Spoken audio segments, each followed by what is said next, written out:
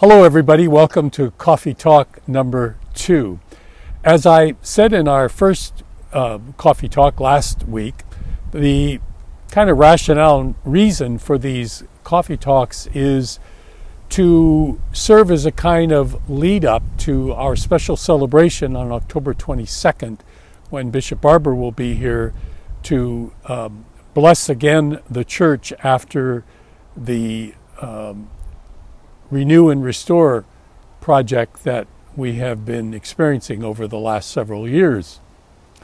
Last week we talked about the early beginnings of Santa Maria, the small chapel on Minor Road, and after we did that presentation, we did a little research and we discovered, rather surprisingly, if not providentially, that the brick wall that I was sitting on was actually either the original wall that was in front of Santa Maria Chapel, or was a new wall made with bricks from that particular wall. And it's almost an identical copy of the original wall. So that was an interesting little item that we discovered. And it is in fact the only thing remaining of the original chapel area. So it was with the opening of the San Francisco-Oakland Bay Bridge in 1936, and also the construction of what was then called the Broadway Low-Level Tunnel, what we now today know as the Caldecott Tunnel, that Orinda experienced a great deal of growth. By 1947, our records indicate that there were about 223 registered families in Santa Maria Parish. And it was becoming very obvious that the small church off Minor Road needed either to be expanded or a new church had to be constructed. After quite a few fits and starts, the Archdiocese purchased a little over 14 acres from the East Bay Water District at a cost of about $45,000. Masses continued at the original chapel while construction began on the new church. The Sunday schedule at the original church required 5 masses to accommodate the numbers in that small little church. Dominicans from St. Albert's College celebrated 2 masses each Sunday.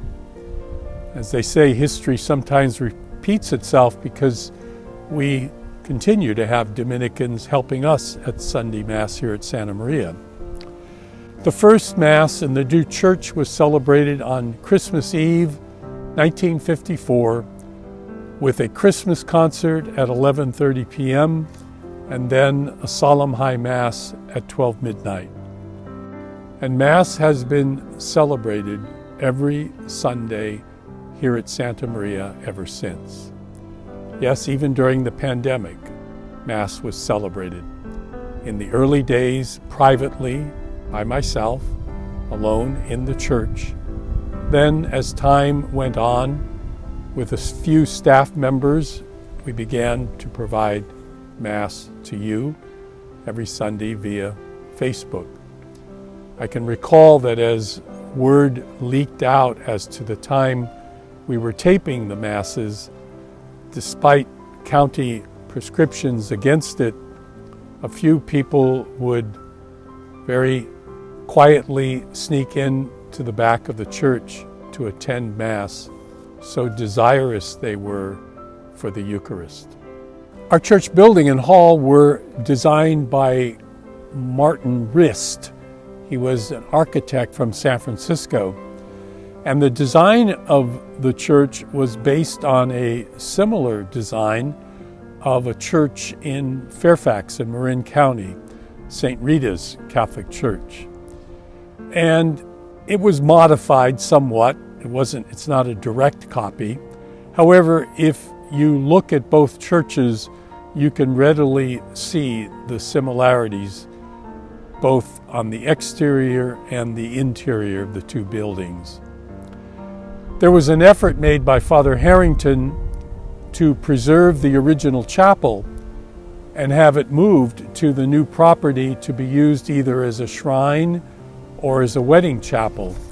But that plan would have been very beautiful, but unfortunately no one came forward to provide the necessary funds to preserve the chapel. It was in 1955 that the property where the original chapel was located was sold to a local contractor. He purchased it for $26,000 and placed 2 homes on it. And as I said last week, we were taping our first Coffee Talk actually in front of one of those 2 homes. As I've had the opportunity to review and to read this early history of our parish, it strikes me that a diverse and very dedicated group of parishioners, old and young, willingly contributed their time, their talent, and their treasure to ensure the obtaining of a very beautiful site and the construction of a very beautiful church. It also is so interesting to me that those who participated were Catholic as well as non-Catholic, architects, construction personnel, painters, even neighbors, all volunteered their services to the parish and thereby building up the common good of the community and the city of Orinda.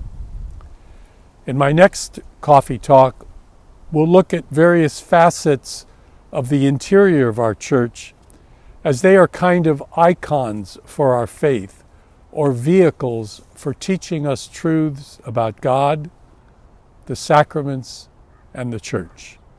And so tune in next week for part 3.